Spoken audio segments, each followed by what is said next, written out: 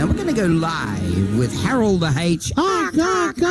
Cock-a-doodle-doo peacock. He's on assignment in West Australia. I hope he's not interfering with the Perth Bears NRL campaign thing. Right, okay, yep. He might be signing me up to play halfback. Well, why don't we ask him? You there, Harold the H? Yes, I am, and the excitement is building about the Bears, but also about you, because they know I'm coming live to you, Danny P. Hoyland, on assignment from Fremantle. Well, you know, the beautiful thing about digital radio is that someone there can listen to us online on their radio phone. And they do anywhere in the world, and they love your singing too, Danny, because everyone's hearing it at the EP show as well. Well, mate, it's great to have you on the program. You got a good, interesting subject. That there was apparently a shipwreck at Fremantle that had a lot of Ipswichonians on it. Yeah, that's right. It was the SS Pericles. It was a steam ocean liner and refrigerated cargo ship. Now, she was launched in 1907 for service between Great Britain and Australia via South Africa. Right. When new, she was the largest ship on the route. Now, the accommodation was lavish and extremely comfortable. She had berths for 100 saloon-class passengers spread across 4 decks and 250 third-class passengers. Now, in 1910, the Pericles set out on her fateful final voyage. It began from Brisbane and called at Sydney, Hobart and Melbourne, and was due to call out Fremantle. But then on Thursday, the 31st of March, 1910, at 3:32 p.m. in clear weather and good visibility, the steamer was travelling at 14 knots when she struck an uncharted rock off the most southwesterly point of the Australian mainland. Who was the skipper? Dick Johnson. Well, it was Captain Smith, but we won't talk about that. But the damage to the forward plates was so great that within 3 minutes, there were 5 metres of water in the forward hold. Holy snapping. So the captain gave the order to abandon ship. And the good news is that within 25 minutes, the Pericles crew had launched all 14 lifeboats, carrying all passengers and all the crew. And what flag would they have flown above the mast? It was Australian flag. No, they would have put a red and yellow flag up. That's how the red and yellow flags got on the beaches. That was man overboard. There, They go, well, I've got a photo of it actually sinking, which I'll show you, but it's in black and white, but we can imagine it's red and yellow. Now, the only fatality for the sinking was the one-eyed ship's cat called Nelson, which drowned.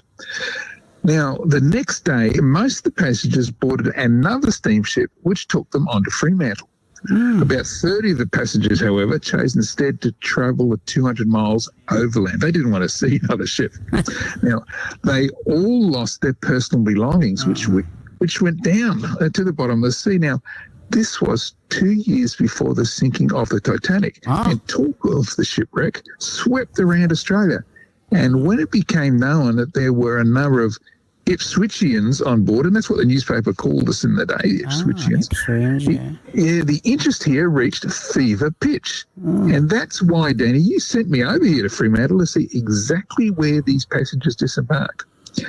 Now, those on board included 4 members of Ipswich's Williams family, led by patriarch Mr. Fitzwilliam Williams. Now, he was a building contractor who was taking a trip to visit his sisters in North Wales and West London. When rescued, Williams sent a telegram to his wife in Ipswich stating that he had lost everything except for his money, which he'd managed to save. Another Ipswich passenger was Mr. Thomas Golby. He was the son of the mayor of Ipswich, Mr. Frederick Golby. Now, Thomas was embarking on a 10-month trip to the old country for educational and business reasons. He would later go into business with his father. If Thomas had perished in the shipwreck, then he would never have gone into business, and the F. Golby and Sons building that still stands in Ipswich on the corner of Brisbane and West Streets would not be there today. So we owe that to the survival. Also on board the Pericles was the Queensland millionaire and coal baron, Mr. William Robert Black. Now, W.R. Black was the proprietor of the Aberdeen Colliery at Tivoli, the Blackheath Colliery at Bundamba, and the Caledonian Colliery at Walloon.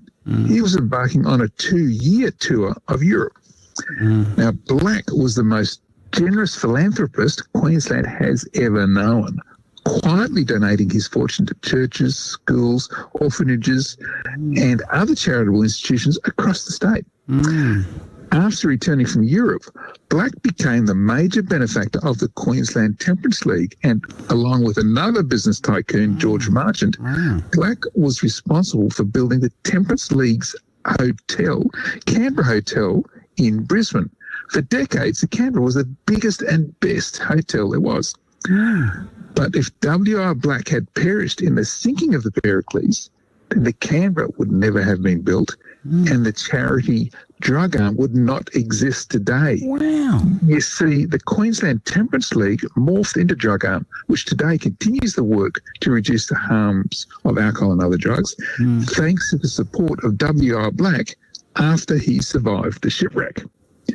And as you know, Danny, drug arm has over 30 offices, including 2 right here in Ipswich. And of course, I know you're going to ask me, yes, I'm trekking through Arnhem Land in July to raise money for drug arm.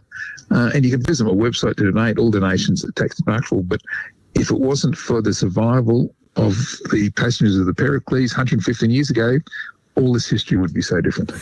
Yep, and you're bringing it to us free of charge. Great stories. You build up the story. They're all truthful stories, and you can read about this story and other stories you've told about Ipswich's heritage. How do we do that?